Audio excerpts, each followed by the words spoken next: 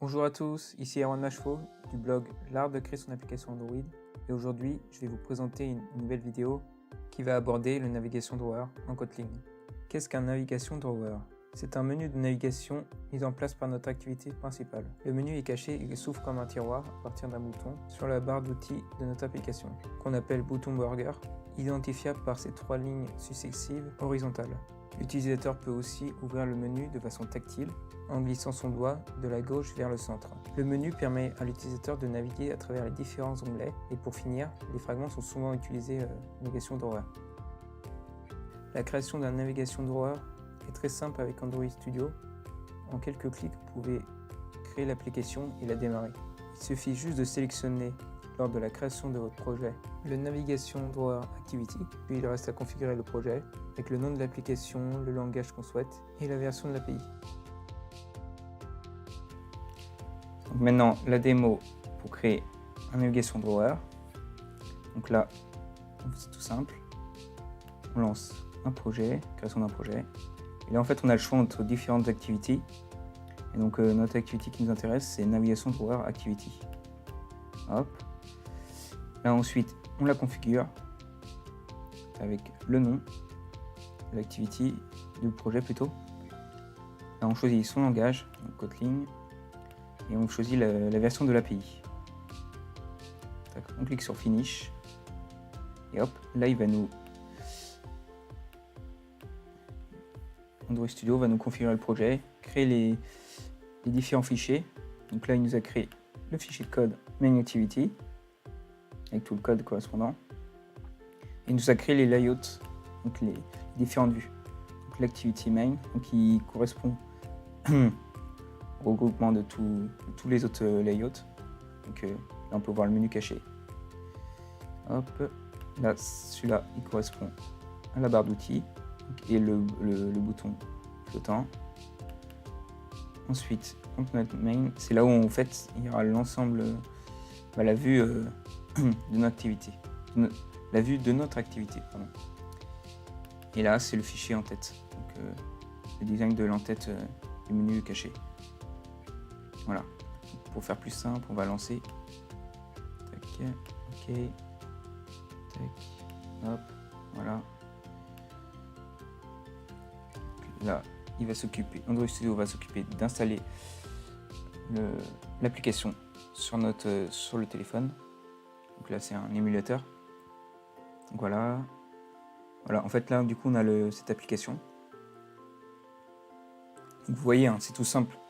En quelques clics, on peut déjà démarrer une application avec un Navigation Drawer. Donc là, on a le menu Setting. Ensuite, là, on a notre bouton flottant. Donc voilà. Tac. Et là, on a notre menu caché. Donc là, quand on clique ici, menu caché, avec nos différents onglets, Import, LRI. Voilà, c'est tout simple. En fait, pour l'instant, il n'y a rien dedans parce que c'est à vous de rajouter du code. Tac. Voilà. Donc maintenant, la création d'un Navigation Drawer. Comme vous avez pu le voir dans la vidéo, le Navigation Drawer est un menu qui permet de naviguer à travers les différentes vues de l'application. Au centre, vous pouvez voir le fichier XML généré par l'activité. Donc maintenant, dans le fichier XML, on a la partie Drawer Layout. Ensuite, on a la partie Include, donc qui correspond à la barre des tâches, la barre d'outils plutôt. Et ensuite, on a la partie Navigation View, qui correspond au menu déroulant. À noter qu'il y a différentes balises qui sont intéressantes, notamment la balise Fit System Windows, qui correspond à l'affichage ou à cacher la barre des tâches du téléphone. Sur cette barre, vous pouvez voir la batterie par exemple. Ensuite, la balise qui est intéressante, c'est la balise Open Drawer, qui permet d'indiquer de quel côté le menu va s'ouvrir, de droite ou à gauche. Une autre balise intéressante, Header Layout, correspond au fichier layout qui contient l'entête du menu Navigation Drawer. Donc vous pouvez voir l'aperçu en haut à gauche. La balise menu, évidemment pour le menu, avec les différents titres des onglets, donc qui correspond aussi à un fichier XML. Et enfin la balise ID, donc qui est toujours intéressante pour pouvoir interagir avec nos composants. Maintenant, la barre d'outils du navigation drawer qui est inclus dans le fichier layout de l'activité, qui était inclus dans la balise include de la diapositive précédente. Dans ce fichier XML, il y a deux zones importantes. Donc la première, c'est la barre d'outils avec son thème qu'on peut voir en aperçu sur la droite. Et la deuxième partie, le bouton flottant qui est tout en bas à droite de l'écran, en forme de petite enveloppe. Donc dans les quatre fichiers générés, il y a le fichier XML Content Main. Ce fichier XML va contenir ce qu'on affiche à l'écran, donc en dehors du menu caché. Dans ce fichier XML, il y a deux balises qui sont importantes, la balise Layout Behavior et la balise Showing, qui permettent d'afficher la barre d'outils de l'application. Du coup, c'est grâce à ce fichier XML qu'on va pouvoir afficher les différentes vues d'une navigation de view. Donc l'entête du navigation drawer, donc c'est du coup comme le nom l'indique, donc c'est l'entête du menu. Il se décompose d'une photo et de deux textes. Bien sûr, vous pouvez modifier comme vous voulez, ajouter plus d'images, rajouter plus de texte. En fait, l'ensemble des fichiers layout que je vous ai présentés avant sont modifiables à votre volonté. Et donc ce fichier layout est aussi incorporé directement dans l'activity main.xml, où se trouve notamment le navigation drawer. Donc maintenant, on va parler des menus. Donc c'est des fichiers XML aussi. Ils sont différents des layouts. En fait, ces menus comportent des balises items et des balises groupes. Et donc, par exemple, là, on peut voir dans l'aperçu qu'on a un premier groupe qui va de l'item import à l'item tools. Donc ça forme un groupe. Et donc il est dans le fichier XML, on peut voir groupe, Android, checkout behavior, single. Donc ça veut dire qu'ici, en fait, on peut sélectionner qu'un seul item à la fois. Et à l'intérieur de ce groupe, en fait, on a les différents items. Donc avec un Android ID, donc, qui correspond à un identifiant avec lequel on peut interagir après. On a un Android icon, donc qui correspond à la petite icône à gauche du titre. Et enfin, on a le title, donc le titre. Et donc ce fichier est incorporé directement dans le layout de l'activité main, comme l'entête. En fait, le navigation drawer est décomposé en deux parties. Une partie header, donc l'entête, et une partie menu. Donc le deuxième menu, le menu de la barre des tâches. Donc ça, c'est un petit menu qui s'affiche quand on clique sur le petit bouton dans la barre des tâches qui correspond à 3 points. Voilà, on a terminé avec la partie présentation, XML, layout, menu, tout ça.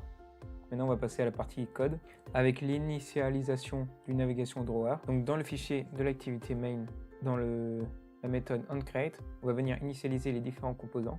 Donc le drawer layout, la navigation view et la barre des tâches. Et on va venir initialiser aussi les actions sur la barre des tâches avec la variable toggle par exemple. La méthode action bar drawer toggle va venir initialiser la barre d'outils pour qu'on puisse interagir avec les différents boutons pour avoir accès au menu caché. Donc la méthode que j'ai précisée avant qui va être appelée, ce sera la méthode onNavigationItemSelected. Donc en fonction de l'item qui est sélectionné, ça effectue une action. Souvent l'action on l'associe à un changement de vue. Et une fois que la vue vient de se terminer de s'afficher, le drawer layout, le menu se ferme. Donc voilà, c'était tout pour la présentation du navigation drawer. Donc pour conclure, la navigation drawer, ça reste simple. Il est décomposé en 4 fichiers layout. Donc une partie en-tête, une partie contenu de l'activité main, une partie barre d'outils et une dernière partie pour grouper l'ensemble de ces layouts. Il comporte également 2 fichiers menus, un pour le menu de la navigation de view et un menu pour la barre d'outils. Le navigation drawer, c'est également aussi un fichier de code qui initialise les composants, qui permet de faire les actions sur les items et qui permet d'afficher les menus. Donc la méthode que j'ai précisée avant qui va être appelée, ce sera la méthode onNavigationItemSelected. Donc en fonction de l'item qui est sélectionné, ça effectue une action. Souvent l'action on l'associe à un changement de vue. Une fois que la vue vient de se terminer de s'afficher, le drawer layout, le menu se ferme. Donc voilà, c'était tout pour la présentation du navigation drawer. Donc pour conclure, la navigation drawer, ça reste simple. Il est décomposé en 4 fichiers layout. Donc une partie en-tête, une partie contenu de l'activité main, une partie barre d'outils et une dernière partie pour grouper l'ensemble de ces layouts. Il comporte également 2 fichiers menus, un pour le le menu de la navigation de View et un menu pour la barre d'outils. Le navigation drawer, c'est également aussi un fichier de code qui initialise les composants, qui permet de faire les actions sur les items et qui permet d'afficher les menus. Pour aller plus loin, souvent on utilise les fragments avec le navigation drawer. Et donc là, j'ai un petit exemple. À droite, on peut voir 6 fragments que j'ai réalisés. Et dans la partie code qui est à gauche, à chaque onglet, je viens lui associer un fragment. Et à chaque clic de l'utilisateur sur un des onglets, ça vient changer la vue. Pour que vous compreniez mieux, on va passer à une petite démo. Vous allez mieux comprendre. Donc maintenant, on va voir la démo avec les fragments. Tac. Hop. Donc on peut voir les différents fragments que j'ai rajoutés ici.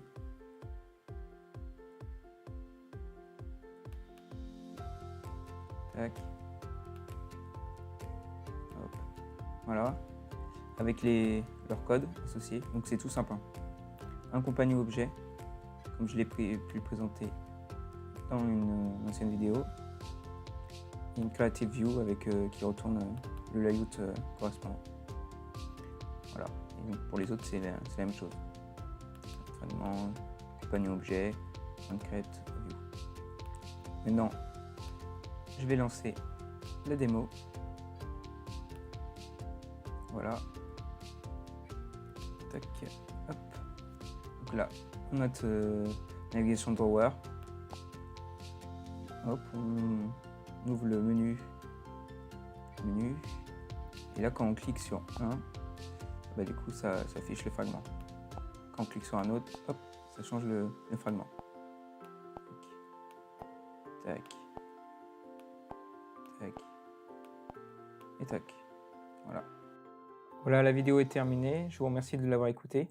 Je vous invite à laisser un like, un commentaire et à vous abonner à la chaîne. Vous pouvez également aller faire un tour sur mon blog. Le lien est dans la description.